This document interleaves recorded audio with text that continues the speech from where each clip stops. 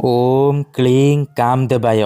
ଭୁଲରେ ବି ଯଦି ଏହି ମନ୍ତ୍ରକୁ ପଢ଼ିଦେବେ, ଗ୍ୟାରେଣ୍ଟି ଦେଉଛି ସେ ଝିଅ ବା ବିବାହିତା ସ୍ତ୍ରୀ ଆପଣଙ୍କ ବଶରେ ହେଇଯିବ। ହାତ ଧରିକି ରୁମ୍କୁ ଡାକିବ, ଯାହା ଚାହିଁବେ ତାହା କରିବ।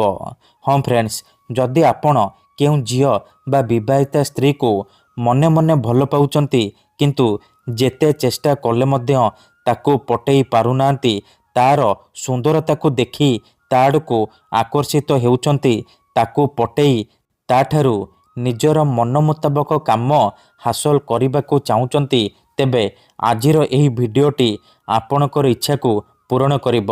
କାରଣ ଆଜିର ଏହି ଭିଡ଼ିଓଟିରେ ମୁଁ ଆପଣଙ୍କୁ ଶିଖେଇବି ଏମିତି ଏକ ମହାଶକ୍ତିଶାଳୀ ବଶୀକରଣ ମନ୍ତ୍ର।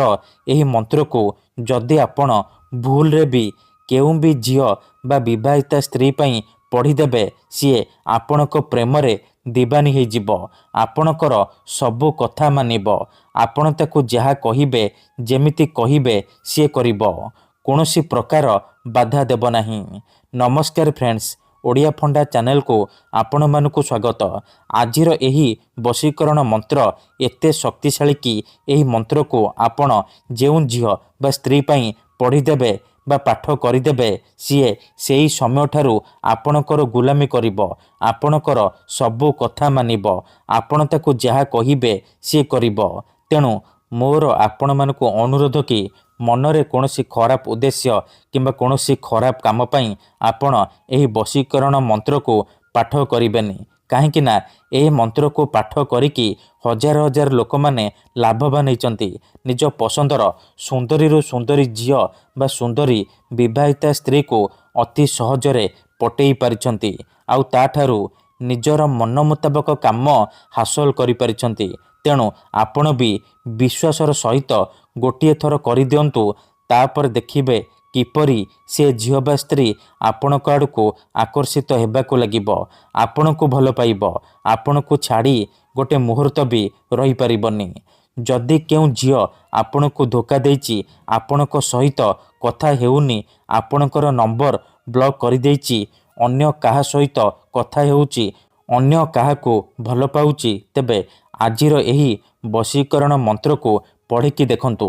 ତାପରେ ଦେଖିବେ ସେ ଝିଅ ଯେତେ ଦୂରରେ ଥିଲେ ମଧ୍ୟ ରାତିଦିନ ଆପଣଙ୍କ କଥା ଭାବିବ, ଆପଣଙ୍କ ପାଖକୁ ଆସିବା ପାଇଁ ବାଧ୍ୟ ହେବ, ଆପଣଙ୍କର ପାଦ ତଳେ ପଡ଼ିବ, ଆଉ ଆପଣଙ୍କୁ ଭଲ ପାଉଛି ବୋଲି କହିବ।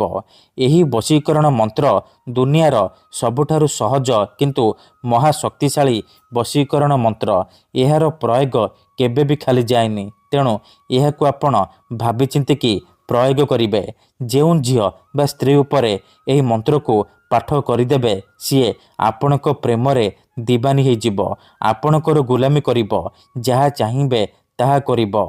ଏହି ମନ୍ତ୍ର ସାହାଯ୍ୟରେ ଆପଣ ଶାଶୁ, ନଣନ୍ଦ, ଦିଅର, ଭାଉଜ କାହାକୁ ବି ନିଜ ବଶରେ କରିପାରିବେ, ଆଉ ତାଠାରୁ ନିଜର ମନ ମୁତାବକ କାମ ହାସଲ କରିପାରିବେ। କେଉଁ ବି ବିବାହିତା ସ୍ତ୍ରୀକୁ ନିଜ ବଶରେ କରି ତାଠାରୁ ନିଜର ମନ ମୁତାବକ କାମ ହାସଲ କରିପାରିବେ। ତେବେ ବିଧିଟି ଆପଣ କିପରି କରିବେ, କେମିତି କରିବେ, ମୁଁ ଆପଣଙ୍କୁ ଶିଖେଇବି। ଜାଣିବା ପାଇଁ ଭିଡ଼ିଓଟିକୁ ଶେଷ ପର୍ଯ୍ୟନ୍ତ ଦେଖନ୍ତୁ, ତେବେ ଯାଇକି ଆପଣ ସମ୍ପୂର୍ଣ୍ଣ ପ୍ରୟୋଗ ବିଧି ଜାଣିପାରିବେ। ଅଧାରୁ ଛାଡ଼ିକି ପଳେଇଲେ କିମ୍ବା କାଟି କାଟି ଦେଖିଲେ ଆପଣ କିଛି ବି ବୁଝିପାରିବେନି। ପରେ କମେଣ୍ଟ କରିବେ, ଗୁରୁଜୀ ଆପଣଙ୍କର ମନ୍ତ୍ର କାମ କରୁନି। ଦେଖନ୍ତୁ, ବଶୀକରଣ ମନ୍ତ୍ର ଜାଣିବା ପୂର୍ବରୁ ଗୋଟିଏ ବିଶେଷ କଥା ଜାଣି ରଖନ୍ତୁ।